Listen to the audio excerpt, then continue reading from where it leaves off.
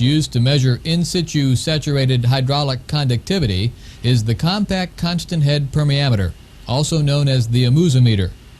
This tool will be demonstrated by Dr. Aziz Amoozegar, Professor, North Carolina State University, Raleigh, North Carolina. Today we are talking about measuring saturated hydraulic conductivity of the unsaturated zone or vadose zone. There are a number of techniques that can be used to measure in situ hydraulic conductivity. One of the techniques is referred to as constant head well permeameter method, shallow well pumping method, borehole permeameter method. These are all referred to the same technique, in which you dig a small diameter hole into the ground to the desired depth, you maintain a constant depth of water at the bottom of the hole, and you measure the steady state flow rate of water into the hole.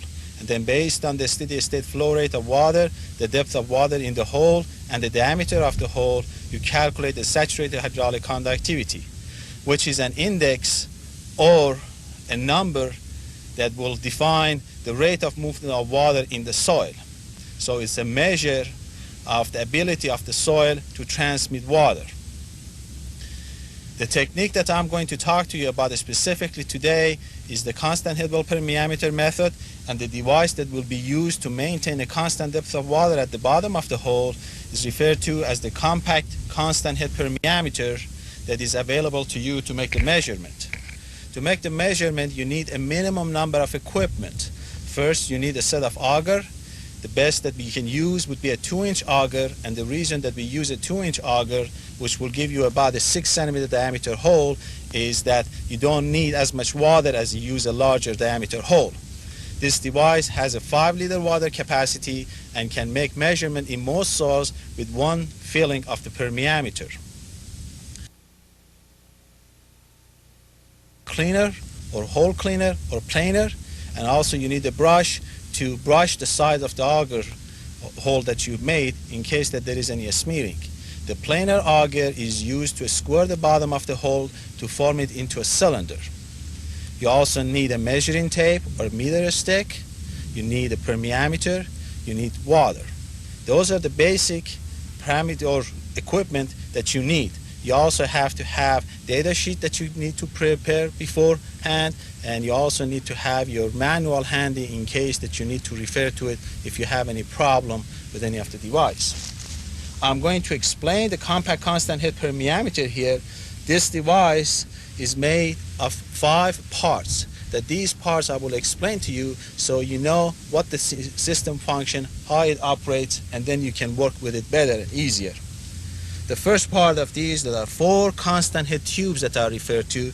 These constant head tubes, each one is capable of providing 50 centimeters of vacuum or negative pressure for you. Inside 3 of these are constant head tubes. They are fixed air tubes that are fixed and they do not move. And one of these constant head tubes has an air tube that is adjustable. That is that you can move it in and out. Before you start your measurement, you want to put some Vaseline or some vacuum grease on this tube so it can move up and down very easily.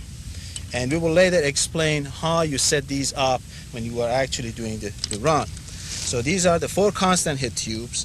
In the middle, you have a 4-liter capacity reservoir that's referred to as main reservoir. Next to it, you have the flow measuring reservoir, which has 1-liter capacity, and there is a meter stick next to it that you can use that meter stick to measure the water level in the flow measuring reservoir. Then you have a water dissipating unit, that this unit will go to the bottom of the hole. There is a ring at the bottom of the hole, so when it sits at the bottom of the hole, it will not block any of the surface area at the bottom of the hole. And this is referred to as the water dissipating unit, and you have, in this case, you have about 2.5 meters of flexible plastic tubing that will assist you with putting the unit down at the bottom of the hole. And then finally, the last part of this is the base with a 3-way valve, and this 3-way valve has 3 positions. At the positions that you are seeing right now, the unit is connecting the main reservoir to the flow measuring reservoir here, and then when you put that one on the 2 on position, you're connecting the main unit to the flow measuring reservoir, to the the water dissipating unit, and when it's on one position, you have the flow measuring reservoir connected to the water dissipating unit. After you've chosen a representative site, the next step is to clear an area of any unnecessary debris or obstruction so that you're prepared to clearly and cleanly auger a hole to the desired depth.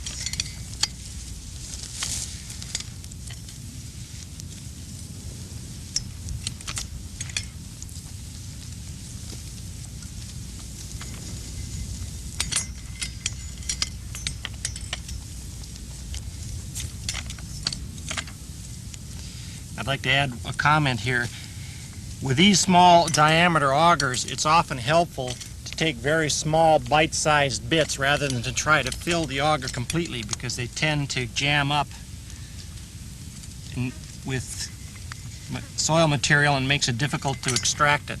So it's far simpler just to simply take one or two turns, take it in small bite-sized pieces rather than go at trying to fill the entire auger.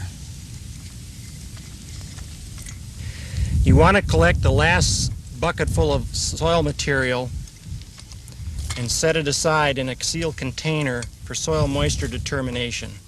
Soil moisture content can affect the conductivity of the soil, or at least there's the potential for it, and so we're trying to collect that information along with the actual Ksat measurements. When you've bored your hole to the desired depth and have verified your placement, there's a couple of fine adjustments that need to be made. If there's a question about the location or the shape of the hole, one has a flat-bottomed planer auger whose purpose is simply to shape the bottom of the hole into a perfect cylinder. The objective here is not that, when one is augering, is not to compact the bottom of the hole, but merely to seat the planer auger lightly on the bottom and rotate it a few times so that it may simply shape the bottom hole. You're not attempting to dig any greater depth.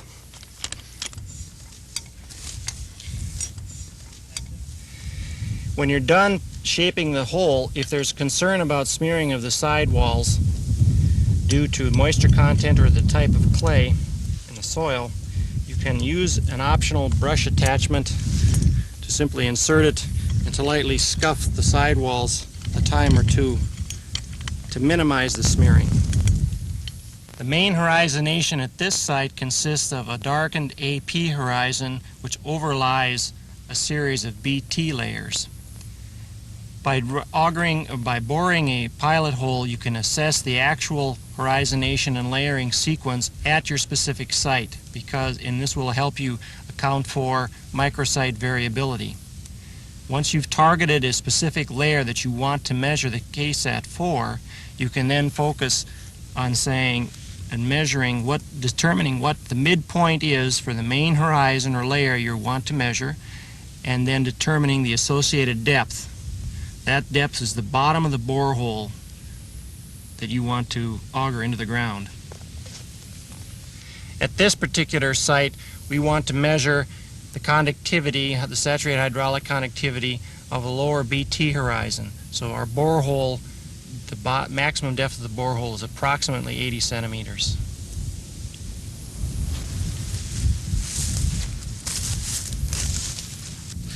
Before we make the measurement, we make sure that we have water in the 4 constant head tubes. There's a water level mark on the constant head tubes, that you fill the whole of the tubes with the water to that level that is marked on the tubes.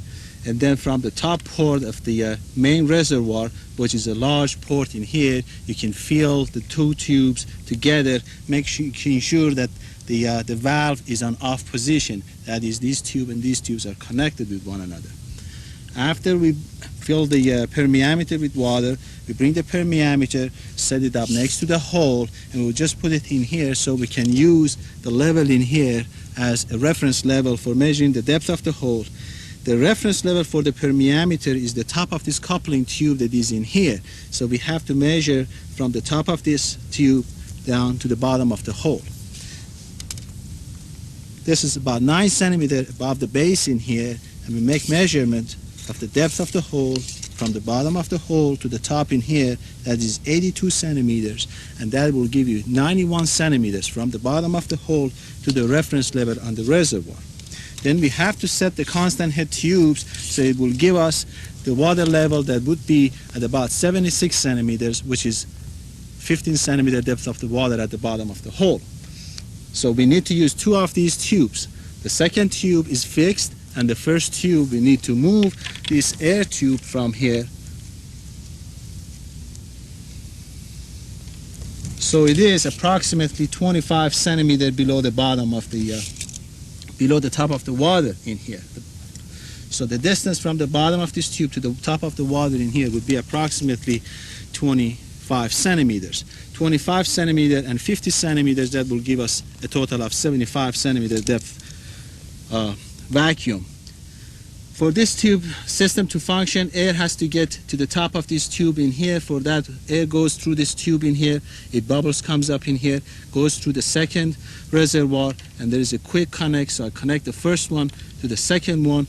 Air goes to the bottom of this tube and then comes on top, and from the top has to go to the flow measuring reservoir, goes through the air tube in here, air bubbles up in here. We also connect the top of the two reservoirs together, so the air pressure on top here and on top here will be equal. After the system is set up, we are ready to make the measurement. For that, we have to fill this tube with water so there will be no air entrapped in it. For that purpose, you hold the water dissipating unit up with all the tubes in it and change the valve from the off position to 2 on position. That would allow the water to come from these tubes. Make sure that the air on top is open, so the top you have atmospheric pressure right now.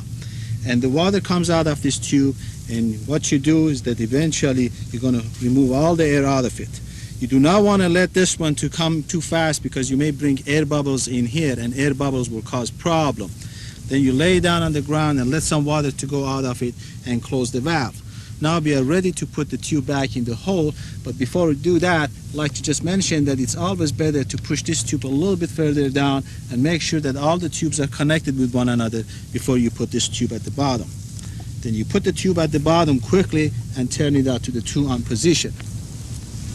You will see that the water has started going out of in here, and now air is coming from the top in here into this tube.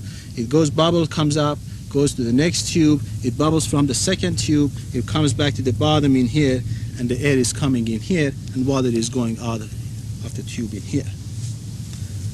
At that stage, you let the bubbling go until the bubbling becomes more stable, and as the bubbling becomes more stable and perhaps will be a little bit slower, then you know that you have reached the head that you have at the bottom.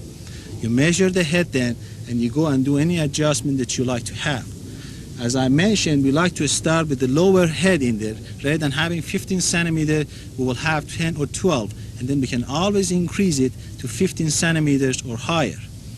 I have to also mention that you do not need to have exactly 15 centimeters water at the bottom of the hole. You can have 15, 16, all the way to 30 centimeters of water at the bottom of the hole. However, you need to measure exactly how much water you have at the bottom, and that's what we do after the permeameter has come into an equilibrium. And right now we see that the bubbling has slowed down quite a bit, so we have established the constant head that we want at the bottom of the hole. There are a number of ways that you can measure the depth of water at the bottom of the hole. One way is to stick a rod or a wooden dowel or a meter stick, if you have it, all the way to the bottom of the hole, and then bring it out, see where the water mark is. But make sure that if you are doing that, use the thinnest and the smallest diameter rod that you have, because you are not going to raise the water level that much. The other option is that if you remember, the bottom of the hole to this level here was 82 centimeters. So if I want to have 15 centimeters, that means that the water level to the top of this base in here, we want it to be 67 centimeters. So anything around 67 centimeters will do it. So what I will do is that basically I insert the meter stick or my meter measuring tape here and bring it to 67 centimeters there, and then I'll bring it out. If I haven't touched any water in here, that means the water level is below this level in here. So what I will do is that I very slowly past the 67, and I will go to somewhere like, let's 75 centimeter in here and bring it out to see how much water we have. We have very little bottom at the bottom of the hole, so what I have to do is that raise this one another 5 or 6 centimeters and let more water go into the hole, and that way we start increasing the water level to the depth that we want. Once the water level reaches 15 or 16 centimeters, we measure that water level exactly. We determine exactly what depth of water level we have. We put it in our data sheet, and then we are ready to go. We'll let the permeameter run for a period of time, depending on the soil texture, the time that you have on your hand, and how fast the steady state is going to reach. Your time may vary from 10 or 15 minutes all the way to maybe a couple of hours. Generally speaking, if you have time, you want to let this one go to come to steady state, so you don't have to sit here and babysit this unit in here, but you can always sit in here and keep making measurements. So we'll let this one go. Now it's becoming more stable. I'll go back again and measure the depth of water in here again and see how much water we have in the hole and raise that level accordingly. So it seems that we have to raise this one maybe a few more centimeters in there until the water level reaches the depth that we want. You notice that every time that I move this tube up in here, I'm raising the water level at the bottom of the hole. The unit starts bubbling for a period of time, and then it will slow down, and once the bubbling becomes more uniform in here, I probably am getting there to have 15 centimeters. So I have at the bottom of the hole right now 16 centimeters of water, because once I put this meter down in there, I have the 1 centimeter bottom in here that gets wet. So 67 minus 1, 66 centimeter from here. That means that I have 16 centimeter depth of water at the bottom of the hole. Now all I have to do is wait until a steady state is reached.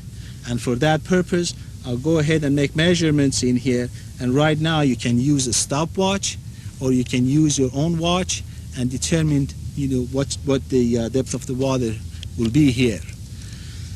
As an alternative, what we can do is that instead of directly going in here and making measurement of the meter stick in here, some people like to use a tape, a removable tape, not masking tape, not any other tape that will stick to the tube. There are removable tape that you can buy from scientific supply stores, and you can use that tape and put it on the side of the tube, and you can make all your marks on it, and then you have to remove that tape and put it in your data book. And now all we have to do is wait until a steady state is reached. Generally speaking, you keep making measurements until 3 consecutive measurements are the same. Once we reach that level, we assume that we have reached the steady state level. Now, here we have the unit on 2-on position. That means that both reservoirs are connected to the water dissipating unit. Every centimeter drop in here in this tube corresponds with 105 milliliters or cubic centimeters of water going out. So basically what we measure in here per unit time, we multiply by the 105, and that is in your data sheet, and that will give you the quantity of water that has gone out per unit of time. You choose the unit of time that you want to use for measurements. It's best to fix the time and make the measurements, so you don't need to do any calculation. All you have to do is measure these distances, and if 3 distances in a fixed period of time, 3 consecutive ones are the same, you assume that you have reached the steady state. Now, if you are in a soil that the conductivity is not high, then what you need to do when you have reached the steady state, or you think you have reached the steady state, put the valve, rather than being on 2-on position, put it on 1-on position, so you only will get water out of this other tube in here. And this other tube, every centimeter drop corresponds to 20 milliliters or 20 cubic centimeters of water. So you can fine-tune your measurements. Another option that you have is increase the length of the time. Rather than making measurement every 10 minutes or every 15 minutes, you may want to make measurement every hour. But that means that you have to run the system for 3 hours to get 3 consecutive ones. So you put it in the other tubes and you can make measurements, and perhaps within 45 minutes after the steady state is reached, you can have the number of the data that you want in order to do the appropriate calculations. With this permeameter, you can make measurement from the soil surface that is the water level will be at the soil surface all the way to 2 meters depth. If there is any need to go beyond 2 meters depth, you can go to 4 meters depth by using a set of constant head tubes that would be in addition to the 4 that you have in here. So using another 4 constant head tubes, you can go to 4 meters depth. For that purpose, again, you take the top and set it on the side in here, and you fill the water to the water level that you have indicated in here is there, and then you make sure that these are all tightly attached to one another. And depending again on the depth of the hole and the depth of the water that you want inside the hole, and from the top of the water level to the reference level, you connect the appropriate number of these. And each one of these, as I mentioned, will give you 50 centimeters. Then you can put this one to the side, attach it.